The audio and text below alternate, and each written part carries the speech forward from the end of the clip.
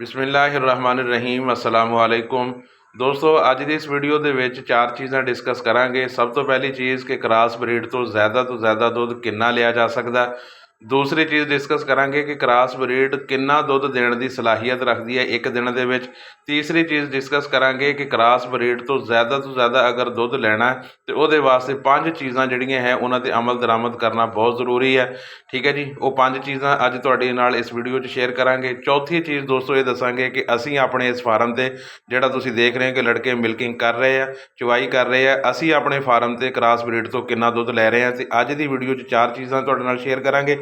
Video ਨੂੰ शुरू करन तो पहले दोस्तों नाल गुजारिश है कि चैनल ਨੂੰ सबसक्राइब कर लो, साथ लगी बैल आइकन ਨੂੰ प्रेस कर दो ताकि आने वाली हर वीडियो का नोटिफिकेशन तुहानूं मिलता रहे। तो चलिए दोस्तों अज की वीडियो शुरू करते हैं। दोस्तों सब तो पहली चीज़ ये है कि ਅਸੀਂ ਜਿਹੜਾ ਨਾ ਕ੍ਰਾਸ ਬਰੀਡ ਤੋਂ ਸਭ ਤੋਂ ਜ਼ਿਆਦਾ ਦੁੱਧ ਕਿੰਨਾ ਲੈ ਸਕਦੇ ਹਾਂ। ਤੇ ਦੋਸਤੋ ਜ਼ਿਆਦਾ ਤੋਂ ਜ਼ਿਆਦਾ ਜਿਹੜਾ ਦੁੱਧ ਹੈ ਉਹ ਅਸੀਂ 20 ਲੀਟਰ ਤੋਂ 35 ਲੀਟਰ ਤੱਕ ਕ੍ਰਾਸ ਬਰੀਡ ਤੋਂ ਅਸੀਂ ਲੈ ਸਕਦੇ ਹਾਂ। ਦੂਸਰਾ ਸਵਾਲ ਇਹ ਹੈ ਕਿ ਦੋਸਤੋ ਕ੍ਰਾਸ ਬਰੀਡ ਜਿਹੜੀ ਹੈ ਉਹ ਕਿੰਨਾ ਇਸ ਦੁੱਧ ਦੇਣ ਦੀ ਸਲਾਹੀਅਤ ਰੱਖਦੀ ਹੈ। ਤਾਂ ਦੋਸਤੋ ਅਗਰ ਅਸੀਂ ਮਾਮੂਲੀ ਦੇਖਭਾਲ ਕਰੀਏ ਤਾਂ ਫਿਰ 12 ਤੋਂ 18 ਲੀਟਰ ਜਿਹੜਾ ਅਸੀਂ ਦੁੱਧ ਲੈ ਸਕਦੇ ਹਾਂ ਕ੍ਰਾਸ ਬਰੀਡ ਤੋਂ। ਅਗਰ ਅਸੀਂ ਅੱਛੀ ਦੇਖਭਾਲ ਕਰੀਏ ਫਿਰ ਅਸੀਂ 20 ਤੋਂ 28 ਲੀਟਰ ਜਿਹੜਾ ਨਾ ਉਹਦੇ तक ਦੁੱਧ ਲੈ ਸਕਦੇ ਹਾਂ।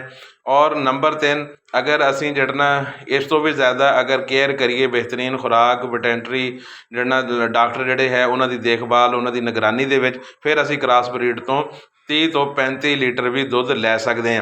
दोस्तों हुण सवाल ये पैदा होंदा है कि क्रॉस ब्रीड तो 30 ਤੋਂ 35 लीटर अगर दुध लैना होवे तो फिर सानू किहड़ियां 5 चीज़ां है मेन पॉइंट सानू वो ज़हन च रखनियां होणगियां। तो दोस्तों सब तो पहली चीज़ है अच्छी ब्रीड का इंतखाब। जी हाँ दोस्तों, सब तो पहले जिहड़ी है तुहाडे कोल क्रॉस ऑफ फ्रीजियन होस्टियन या किसी भी चीज़ का जिहड़ा है क्रॉस तुहाडे कोल अगर जानवर है तो जानवर अच्छी नस्ल का होना चाहिए। सब तो पहला यह चीज़ अगर अच्छी नस्ल का जानवर नहीं होएगा तो जिन्नी मर्जी ਤੁਸੀਂ ਉਹਦੀ ਕੇਅਰ ਕਰ ਲਓਗੇ ਤੁਹਾਨੂੰ ਕੋਈ ਵੀ ਫਾਇਦਾ ਹੋਣ ਵਾਲਾ ਨਹੀਂ ਹੈ।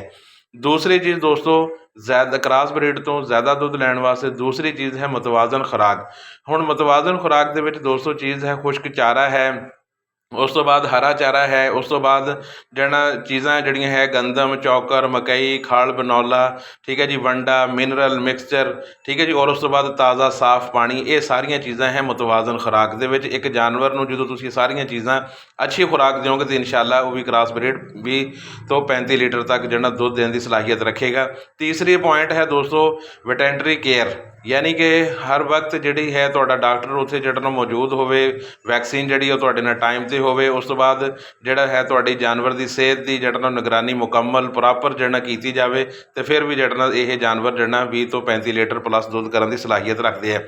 तीसरी तो बाद चौथी चीज़ है दोस्तों जानवरों को आरामदेह माहौल दस्तियाब किया जाए। सब तो पहले कि गर्मी तो बचाया जाए, सायादार जिहड़ा शैड उन्होंने दिता जाए, सफाई सुथराई जिहड़ी है उसका मुकम्मल इंतजाम होवे।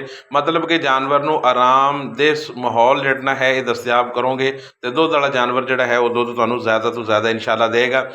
दोस्तों उस तो बाद है जी पंजवीं चीज़ है मशीन या हथ नाल अगर तुसीं चवाई कर रहे हैं ना तो जानवर की जिहड़ा चवाई करने वास्ते जरूरी ये है ज़्यादा दुध लैण वास्ते एक ये भी जिहड़ा एक टैकनीक है कि जानवरों के थणा की अच्छी तरीके दे नाल सफाई की जाए। साडे जिहड़े वर्कर है अगर हथ नाल चवाई करते हैं तो जानवर दे जिहड़ा वो दुध विच छड्ड दिंदे आ, और अगर असीं मशीन नाल चवाई करते हैं तो फिर भी मशीन की चवाई तो बाद भी हथां दे नाल जिहड़ा उहनूं थण साफ करना इंतहाई जरूरी है। अगर दोस्तों ये तुसीं 5 चीज़ां ते अमल करोगे तो क्रॉस ब्रीड तो तुसीं कम अज़ कम जिहड़ा 20 ਤੋਂ 35 लीटर दुध लैण सकते हैं।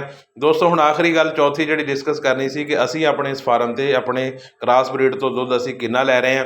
दोस्तों असीं अपनी इस ब्रीड तो जिहड़ा है 20 प्लस जिहड़ा असीं दुध लै रहे हैं। असीं भी इंशाअल्लाह मज़ीद कोशिश कर रहे हैं कि साडी क्रॉस ब्रीड भी जिहड़ा ज़्यादा तो ज़्यादा जिहड़ा वो दुध देवे, असीं भी 35 लीटर तक जाइए। लेकिन फिल वक्त असीं जिहड़ा अगर ज़्यादा नहीं जा रहे उहदे विच साडे कोलों भी हले कमज़ोरियां है कमियां है। असीं भी इंशाअल्लाह मज़ीद उहदे ते जिहड़ा फोकस कर रहे हैं। तुसीं दोस्त भी जिहड़ा अपनी ब्रीड से फोकस करके जिहड़ा ज़्यादा दुध लै सकते हैं। लेकिन फिल वक्त असीं 20 लीटर जिहड़ा दुध लै रहे हैं।